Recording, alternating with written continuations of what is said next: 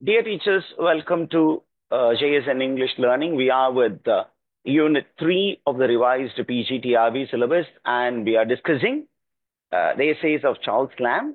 And there is a typos in the beginning itself. Anyhow, அதை நம்ம மாத்திடுவோம். Here, let me change it. Charles Lamb, as an essayist, he lived between 1775 to 1834. Okay. அந்த time பீரியட்குள்ள வாழ்ந்த ஒரு ஃபேமஸான essayist. Okay, இந்த essayist where was he born அப்படின்னு கேட்டீங்கன்னா, he was born in London, that is in England. And he was a son of just one minute he was a son of John Lamb, a lawyer, and Elizabeth Lamb. And the family faced lot of financial difficulties. அப்பா வந்து லாயராக இருந்தாலும் John லாம் என்ற ஒரு லாயருக்கும் Elizabeth லாம் என்ற அந்த பெண்மணிக்கும் பிறந்த ஒரு எழுத்தாளர். இவர் பார்த்தீங்கன்னா இவருடைய குடும்பம் வந்து ரொம்ப ஃபினான்ஷியல் டிஃபிகல்டிஸ் ஃபேஸ் பண்ணதுனால he was very much affected. His education was very much affected. அப்போ என்ன பண்ணாங்கன்னா, அந்த குடும்ப சூழ்நிலையால் என்ன பண்ணாங்க, they put him in a charity school. Government நடத்தின சேரிட்டி ஸ்கூல். அந்த ஸ்கூல்ல கொண்டு போய் போட்டாங்க. அந்த ஸ்கூலுடைய பெயர் கிரைஸ்ட் ஹாஸ்பிட்டல். நமக்கு ஒரு எஸ்ஏ இருக்கு. An essay is prescribed. What is the title of the essay? Christ Hospital, 5 and 35 years ago. Christ Hospital, 5 and 35 years ago. 5 and 35 அப்படின்னா what is the total number? 35. 35. 5 and 30 years ago தானே 35 சொன்னா. 5 and 30 years ago. So 35 years ago அவர் படித்த அந்த school, it is also called Blue Coats. Christ ஹாஸ்பிட்டலுக்கு இன்னொரு பேர் என்ன? How was it called? It was called by the name Blue Coats. Make a note of it. அந்த S A படிக்கும்போது கொஞ்சம் யூஸ்ஃபுல்லா இருக்கும். Have you made a note of it?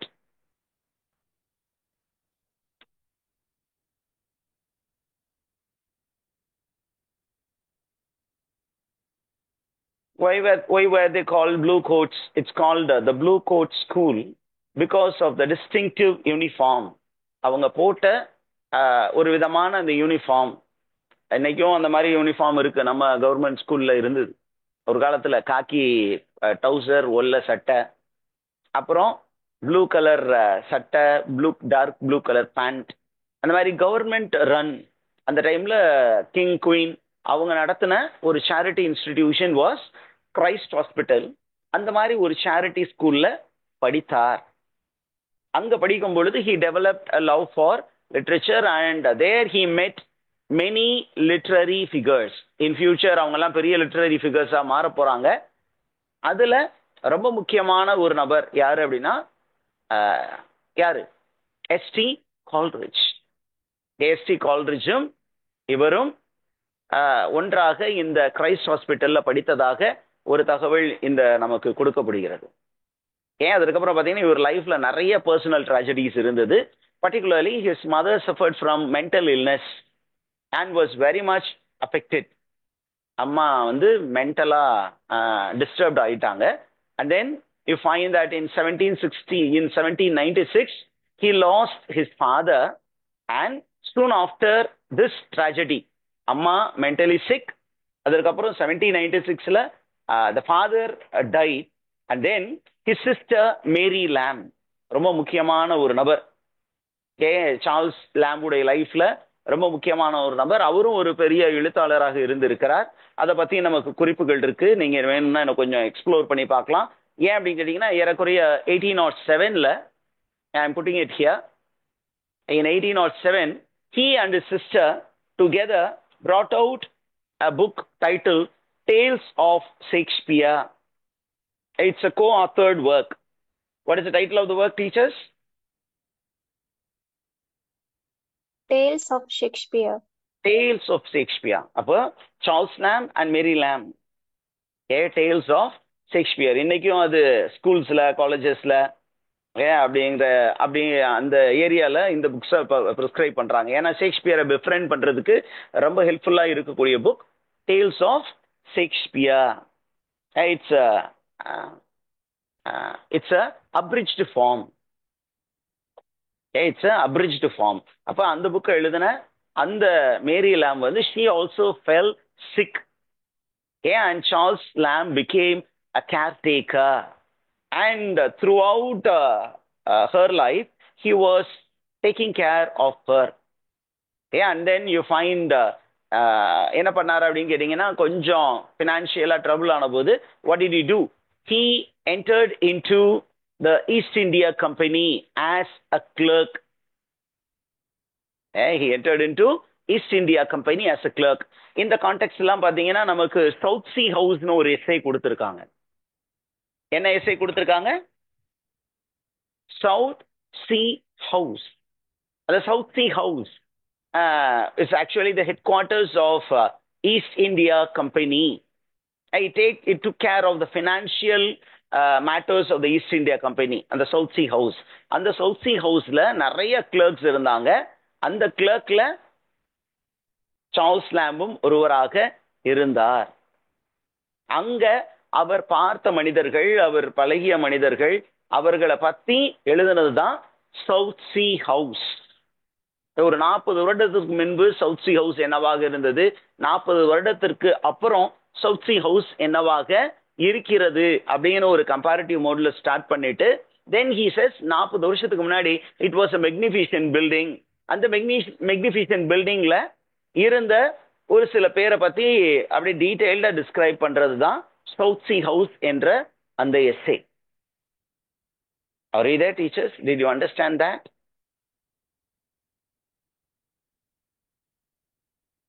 Shall we go forward? In 1823, he published Essays of Elia, which is a collection of essays which actually presented his unique style, humor, and personal reflection. And the majority of the essays, எதை பத்தி அப்படின்னா, it dealt with the theme of nostalgia, recollection of the past memories. Then there were essays which focused on the childhood memories and on everyday life. அதை பத்தி சொல்ற மாதிரி இருந்தது. And almost in all his essays, you will find a conversational tone, and the language will be very, very simple. சரியா? Now, இவருடைய personal contribution அப்படின்னு பாத்தீங்கன்னா அது வந்து அடுத்த பார்ட் வருது. அதுக்கு முன்னாடி நமக்கு பாத்தீங்கன்னா he was a very good friend of William Wordsworth, and he was also a very good friend of Samuel Taylor Coleridge. இதுல இருந்து நமக்கு என்ன தெரியுது அப்படின்னா he was a contemporary of romantic poets. Who was a contemporary of romantic poets?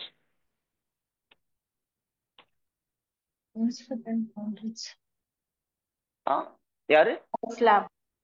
Charles Lamb was a contemporary, சமகாலத்தவர். William Wordsworth, Samuel Taylor Coleridge வாழ்ந்த காலத்தில் வாழ்ந்த ஒரு எஸ்ஏயிஸ்ட். அந்த எஸ்ஏயிஸ்ட் தான் சார்ல்ஸ் லாம். அப்போ நீங்க பாத்தீங்கன்னா ஏறக்குறைய இவருடைய ரைட்டிங்லயும் பாத்தீங்கன்னா என்ன இருக்கும் அப்படின்னா அந்த ரொமான்டிக் வெயின் லைட்டா இருக்கும். அதே நேரத்துல கொஞ்சம் அந்த ரேஷனலிசமும் இருக்கும். ஏன் அப்படின்னா பாத்தீங்கன்னா இந்த டைம் பீரியட் வந்து ரொமான்டிக் மூமெண்ட் அப்படியே முடிஞ்சு என்லைட்டன் மூமெண்ட் ஸ்டார்ட் பண்ற ஒரு டைம் பீரியட். அப்ப ரீசனுக்கு அதிக முக்கியத்துவம் கொடுத்திருப்பாங்க. அதே நேரத்துல ரொமான்டிக் ஆஸ்பெக்ட் நேச்சருக்கும் அதிக முக்கியத்துவம் கொடுத்திருப்பாங்க. அதை பத்தி உங்களுக்கு தெரியணும்னா நீங்க என்ன பண்ணணும், நம்ம பிரிஸ்கிரைப்டு டெக்ஸ்ட்ல நியூ இயர்ஸ் ஈவ் அப்படின்னு ஒரு டெக்ஸ்ட் இருக்கு. நியூ இயர்ஸ் ஈவ், ஈவ்னா on the occasion of New Year, New Year வந்து பிறக்க போகுது. அந்த அக்கேஷன்ல நம்மளால உட்கார்ந்து ரிஃப்ளெக்ட் பண்ணிக்கிட்டு இருக்காரு. He is reflecting on new year. what are the things that come to mind when we think about the upcoming new year அப்படிங்கும்போது கடந்த காலத்துல இந்த மாதிரி நியூ இயர் வந்திருக்கு. அந்த நியூ இயர் வருவதற்கு முன்பு நம்ம என்ன பண்ணியிருப்போம், கடந்த காலத்தை நினைத்து பார்த்து மனம் வருத்தப்பட்டிருப்போம். புது வருடத்துள்ள நுழைய போறதுக்கு முன்னாடி என்ன பண்ணுவோம், இந்த வருடத்துல நான் இதெல்லாம் செய்து முடிப்பேன் அப்படின்னு ஒரு சில ரெசல்யூஷன் எடுப்போம். அதை பத்தி மியூஸ் பண்ணிட்டு அந்த எஸ்ஏ உடைய எண்டில் he writes a long poem. New Year's eve எண்டில் ஒரு லாங் போயமும் இருக்கு, which is highly romantic. ஏறக்குறைய you will find the influence of William Wordsworth in that particular poem. Did you understand all these concepts, teachers? Yes, sir. Okay. அடுத்தது பாருங்க. He passed away on December 27, 1834 in a place called Edmonton in London. சரி, Charles lamp உடைய essays analyse பண்ணீங்கன்னா you will come across a few important aspects. இதெல்லாம் competitive எக்ஸாம்ல கேட்குறாங்க, அதனால இதெல்லாம் அப்படியே அங்க இருந்து இங்க இருந்து படிச்ச இடங்கள்ல இருந்து பிடிச்சி போட்டிருக்கோம். என்ன அப்படின்னா, he is known for his conversational tone. பேச்சு வழக்கு அப்படிங்கிறது இருக்கும். எதுக்காக பேச்சு வழக்கு அவரு பயன்படுத்தினார் அப்படின்னா, to make the essay feel very very intimate. நம்ம ரீடர் வந்து ஈஸியா ஜெல் ஆயிடுவோம். யாரோட ஜெல் ஆயிடுவோம்? ரைட்டரோட. நம்ம சார்ல்ஸ் லேம்போட அவருடைய ஃபீலிங்ஸ் இமோஷனோட ஈஸியா கனெக்ட் ஆயிடுவோம். ஏறக்குறைய ஒரு ஃப்ரெண்டு கிட்ட பேசுற மாதிரி இந்த எஸ்ஏவை நம்ம கிட்ட அப்படியே ப்ரெசென்ட் பண்ணிக்கிட்டு இருப்பாரு. அப்ப நம்ம ஏறக்குறைய Samuel Taylor Coleridge is also known for his conversational style. அப்ப அங்க பாத்தீங்கன்னா நம்ம சாமுவல் டெய்லர் கால்ட்ரிட்ஜோட இன்ஃப்ளூயன்ஸும் சார்ல்ஸ் லேம்ப்ல பார்க்கலாம், அல்லது சார்ல்ஸ் லேம்போட இன்ஃப்ளூயன்ஸ் சாமுவல் டெய்லர் கால்ட்ரிட்ஜ்லயும் இருந்திருக்கலாம். ஏன் ரெண்டு பேருமே அந்த கிரைஸ்ட் ஹாஸ்பிட்டல் அப்படிங்கிற அந்த போர்டிங் ஸ்கூல்ல, அந்த சேரிட்டி ஸ்கூல்ல ஒன்றாக படித்தவர்கள். Now coming down, he is known for the use of his humor. HUMOUR. அது ஓல்டு, இது வந்து அமெரிக்கன் இங்கிலீஷ் போட்டிருக்கோம். ஸோ ஹியூமர் அப்படின்னா என்ன? what do you mean by humor? Jovial tone அப்படின்னு சொல்லுவாங்க இல்லையா, ரொம்ப ஜாலியா சொல்றது. அண்ட் ஹிஸ் சீரியஸ் சப்ஜெக்ட்ஸ் இருந்தா கூட அந்த சீரியஸ் சப்ஜெக்ட்ஸ் என்ன பண்ணுவாரு, இடையிடையே கொஞ்சம் ஹியூமரை ஊத்தி விட்டு போவாரு. So sometime the serious stuff வந்து ஈஸியா ரீடர்ஸ் டைஜஸ்ட் பண்ணிடுவாங்க, அந்த அளவுக்கு இருக்கு. And you find that this writer Charles Lamb is praised by William Hazlitt for his whimsical take on everyday life. whimsical அப்படின்னா ரொம்ப ஜாலியா எவ்ரிடே லைஃப்ல உள்ள விஷயங்களை, ரொம்ப சீரியஸான விஷயங்களை கூட அந்த லைட் வெயின்ல ஜாலியா எல்லாரும் புரிஞ்சுக்கிற அளவுக்கு ஈஸியா சொல்லிட்டு போயிடுவாரு அப்படின்னு வில்லியம் ஹாஸ்லிட் அவர் அப்ரிஷியேட் பண்ணியிருக்கிறார். அதுக்கப்புறம் சார்ல்ஸ் லேம்போட எஸ்ஸே நீங்க படிக்கும்போது you will come across lot of autobiographical elements. எதை பத்தி சொல்லியிருப்பாரு? தன்னுடைய வாழ்க்கையில் நடந்த சில முக்கியமான நிகழ்வுகளை அப்படியே அதில் படம் பிடித்து காட்டியிருப்பார். இந்த குடும்பத்தின் பினான்சியல் சிச்சுவேஷனா இருக்கலாம், அல்லது அந்த ஃபேமிலி மெம்பர்ஸுடைய மென்டல் ப்ராப்ளமா இருந்திருக்கலாம், அல்லது இவருக்கே ஒரு சில மென்டல் ஸ்ட்ரகிள்லாம் இருந்தது. அந்த மென்டல் ஸ்ட்ரகிள், இந்த மென்டல் ஸ்ட்ரகிள் எங்க சார், எந்த எஸ்ஏல சார் நீங்க பார்க்க முடியும் அப்படின்னு கேட்டீங்கன்னா, நம்ம ஃபர்ஸ்டா எடுக்க போறோம் இல்லையா, ட்ரீம் சில்ட்ரன் எ ரெவரி. அதுல இந்த mental struggle between insanity and sanity, உணர்வுள்ள நிலை உணர்வற்ற நிலை அப்படிங்கிற அந்த ரெண்டுக்கும் இடையேதான அவர் போராடி கொண்டு இருப்பதை அந்த ட்ரீம் சில்ட்ரன் அப்படிங்கிற அந்த டெக்ஸ்ட்ல நம்ம பார்ப்போம். ஓகேங்களா?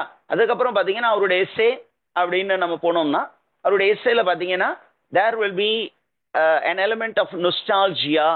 Nostalgia means, what is the meaning of nostalgia? Longing for the past. Longing for the past.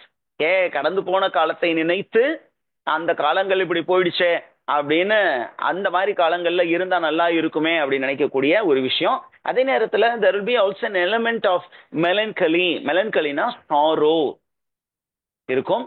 அதற்கப்புறம் அவருடைய எஸ்ஸேல நிறைய லிட்ரரி அல்யூஷன்ஸ் இருக்கும், நிறைய ரெஃபரன்சஸ் கொடுத்திருப்பாரு. நம்ம அதையும் இங்க பார்க்க போறோம். அதற்கப்புறம் பாத்தீங்கன்னா இந்த மாதிரி நிறைய ரெஃபரன்சஸ் கொடுத்தாலும் அவருக்குன்னு ஒரு தனி சிக்னேச்சர் மார்க் ஒன்று வச்சிருக்கார், writing style, which is a blend of personal narrative. அவருடைய பர்சனல் ஸ்டோரிய அப்படியே நரேட் பண்ணுவாரு, பிளஸ் அதோட கொஞ்சம் ஹியூமர் சேர்த்து அதோடு கொஞ்சம் பிலாசபிஸும் பண்ணுவாரு. So his style becomes very very unique. சரி, Charles Lamb is a unique writer அப்படின்னு சொன்னது யாரு அப்படின்னு கொஸ்டின் கேட்டாங்கன்னா, கண்ணை மூடிட்டு you say that it is George Sainsbury, he was a critic. George Sainsbury என்ன சொன்னார் அப்படின்னா, சார்ல்ஸ் லாம் is a original writer அப்படின்னு சொன்னார். சரியா டீச்சர்ஸ், இந்த கான்செப்ட் உங்களுக்கு புரிஞ்சுதா? இன்னும் ஒரு சில விஷயங்கள் நீங்க நோட் பண்ணி வச்சுக்கிறீங்களா? Okay. This man was a contemporary of Samuel Taylor Coleridge, William Wordsworth, and one more writer. The writer is Leigh Hunt. Who are the contemporaries? ஏறக்குறைய இந்த டைம் பீரியட்ல வாழ்ந்த ரைட்டர்ஸ் யாருன்னு போய் போட்டு பார்த்துருங்க. இங்கிலாந்துல வாழ்ந்த ரைட்டர்ஸ் நான் கொடுக்கறது ஒரு ஃபியூ தான். ஏறக்குறைய 1775 to 1835ல உயிரோடு இருந்த இங்கிலீஷ் ரைட்டர்ஸ் யாருன்னு பாருங்க. அவங்க எல்லாமே contemporaries of Charles Lamb. Is it all right, teachers? ஏன் அது சொல்றேன் அப்படின்னு சொன்னீங்கன்னா, நம்ம இப்போ டிஆர்பி வந்து ஏறக்குறைய நெட் ஃபார்மேட்டு போயிட்டு இருக்கிறதுனால they may ask questions on the writers who lived during these periods. கேட்கலாமா கேட்கக்கூடாதா teachers? Yes, sir. Okay, so அந்த ஏரியாவை கொஞ்சம் நீங்க கரெக்டா நோட் பண்ணி வச்சுக்கணும். So these are very very important. இப்போ ஏறக்குறைய 1775ல இருந்து 1834 அப்படின்னு பார்த்தீங்கன்னா யார் யார் இருப்பா? நமக்கு பார்த்தீங்கன்னா ஏறக்குறைய சார்ல்ஸ் லாம், அப்புறம் சாமுவல் டெய்லர் கால்ரிட்ஜ், அதுக்கப்புறம் ஜேன் ஆஸ்டின், அப்புறம் William Wordsworth, sir Walter Scott, Leigh Hunt, இந்த மாதிரி ரைட்டர்ஸ் எல்லாமே இந்த ஏரியாக்குள்ள தான் வருவாங்க. சரியா? இப்போ ஜேன் ஆஸ்டின் அப்படின்னு சொன்னீங்கன்னா, what is Jane Austen known for? ஒவ்வொரு ரைட்டருக்கும் ஒரு ஒரு ஏரியால ஸ்பெஷலைஸ்டா இருப்பாங்க இல்லையா? ஜேன் ஆஸ்டின் என்ன மாதிரி? Domestic novelist, sir. Domestic novelist. Okay, Kavipriya ma'am, excellent ma'am. Byron, Keats, Shelley எல்லாமே இந்த காலத்துல வாழ்ந்தவங்க தான். இப்ப ஏறக்குறைய இவங்க எல்லாருமே சமகாலத்தவர்கள். அப்ப யார் யாரு சமகாலத்தவர்கள் இந்த டைம் பீரியட்குள்ள வாழ்ந்தவங்க அப்படின்னு பாருங்க. அவங்க எல்லாருமே ஒன்னா நீங்க பிடிச்சு வச்சுக்கோங்க. ரொம்ப முக்கியமானது என்ன அப்படின்னு கேட்டீங்கன்னா, சார்ல்ஸ் லாம் was a poet, an essayist and a critic. சரியா? நமக்கு வந்து ஏற்கனவே இந்த பேர் வந்து ரொம்ப பரிச்சயமான பேர். ஏன் பரிச்சயமான பேர்? எட்மண்ட் ஸ்பென்சரை போயட்னு சொன்னது யாரு? Who called Edmund Spenser as poet? Charles Lamb. யாரு? ஜான்சனா? Charles Lamb. Charles Lamb. Okay, கொஞ்சம் நல்ல சத்தமா தெளிவா சொல்லிருக்கேன். Charles Lamb called Edmund Spenser as poet. So he was also a critic. அந்த இன்ஃபர்மேஷனுக்காக தான் நான் வந்து இதையும் சொல்றேன். And then what is the pseudonym with which he wrote his essays அப்படின்னு கேட்டீங்கன்னா, he wrote essays with the name Elia. இதுதான் அவருடைய pseudonym. Pseudonym அப்படின்னா பென் நேம். pseudonymனா என்ன?